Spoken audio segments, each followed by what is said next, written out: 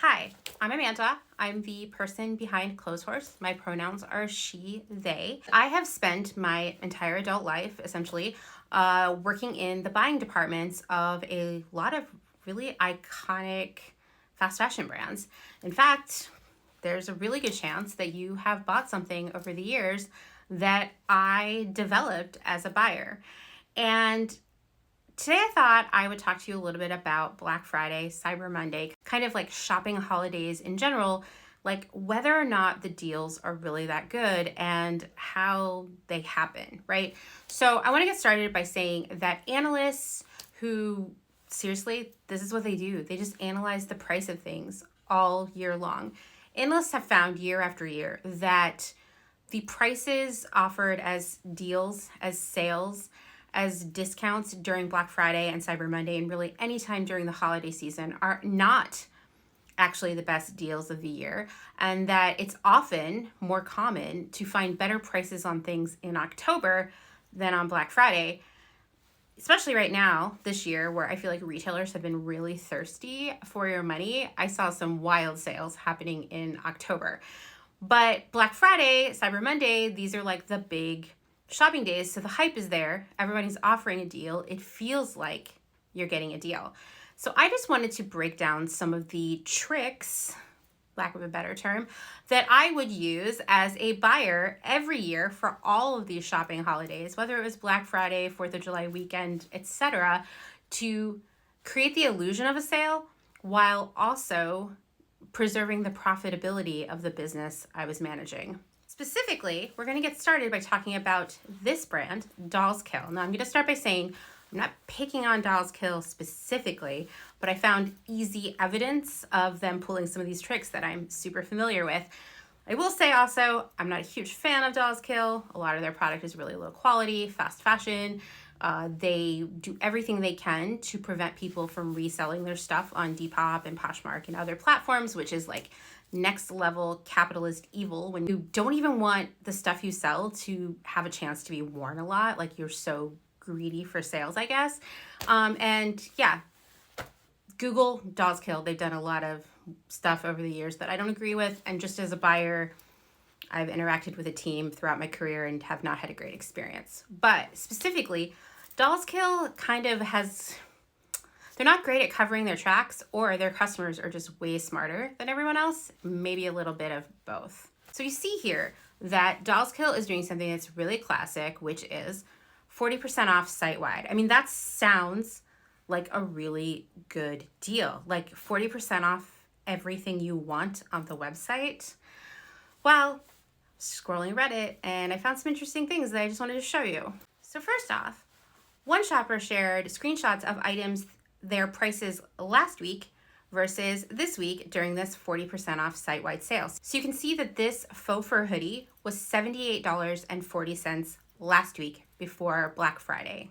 This week, during Black Friday, it has been returned to $98. So yeah, if you bought it now, you would still get a slightly better price than you would have last week because it is 40% off of this price of $98. But a few weeks ago, because Dolls Kill, like a lot of retailers, is always having some kind of sale, it was at that $70-something price point and you got an additional discount off of that. So actually, a few weeks ago, it was a much better deal.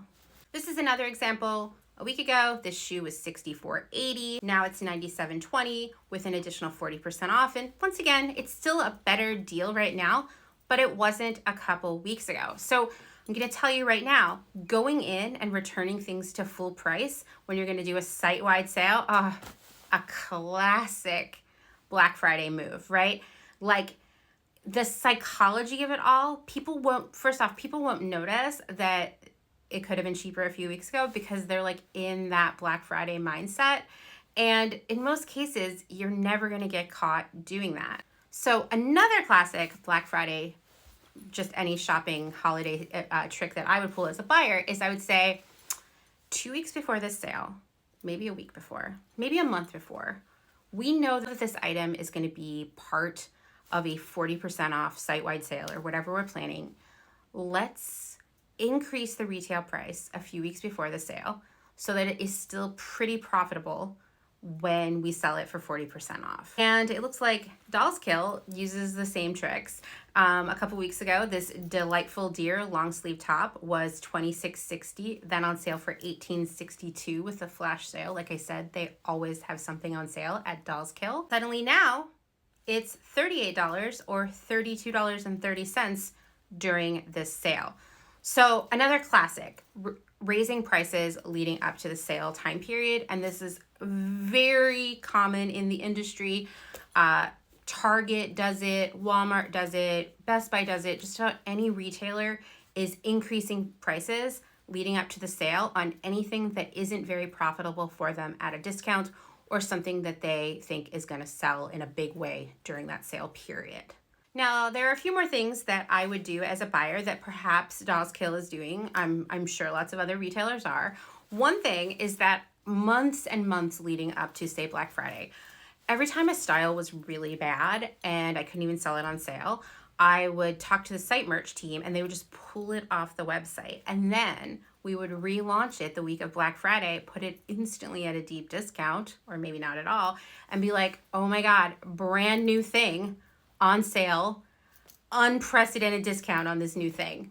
So pretty scammy.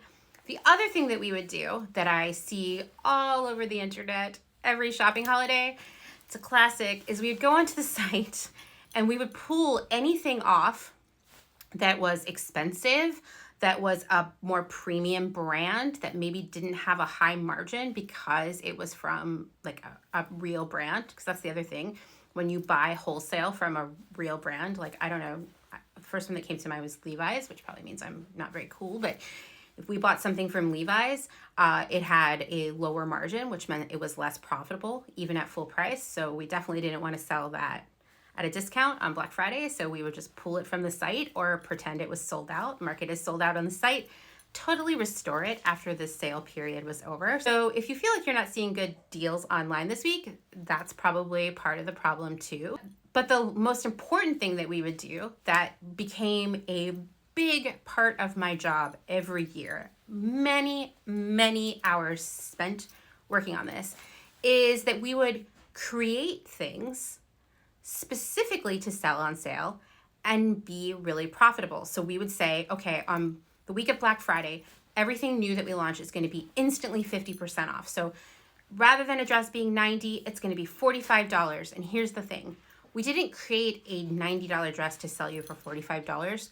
We created a dress to sell you for $45 and be highly profitable. So we literally spent half as much money to create that item and maintain our profit margin, which means you as the customer got half as good of a dress, right? But the illusion of a deal. This is very common in electronics, shoes, clothing, you name it, to create a specific clearance deal buster version that is still highly profitable and often lower quality, costs less for the retailer in the first place.